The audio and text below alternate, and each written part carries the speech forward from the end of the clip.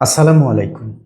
আজকের ভিডিওতে আমরা জানব পোস্ট ট্রমাটিক স্ট্রেস ডিসঅর্ডার বা পিটিএসডি নিয়ে। অনেকেই মনে করেন কোনো ভয়ঙ্কর ঘটনা ভুলে যেতে না পারা এটার মানেই দুর্বল মানসিকতা, কিন্তু বিষয়টি আসলে তা নয়।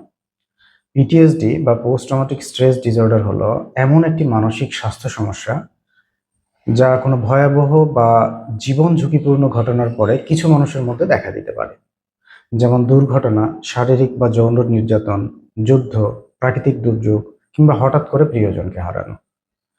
এর সাধারণ লক্ষণগুলোর মধ্যে রয়েছে বারবার সেই ঘটনার স্মৃতি ফিরে আসা বা ফ্ল্যাশব্যাক, দুঃস্বপ্ন দেখা, হঠাৎ আতঙ্কিত হয়ে যাওয়া, সেই ঘটনার কথা মনে করিয়ে দেয় এমন মানুষ বা স্থান এড়িয়ে চলা, সবসময় সতর্ক বা অস্থির অনুভব করা এবং ঘুম বা মনোযোগের সমস্যা। সুখের বিষয় হলো পিটিএসডি এর কার্যকর চিকিৎসা রয়েছে।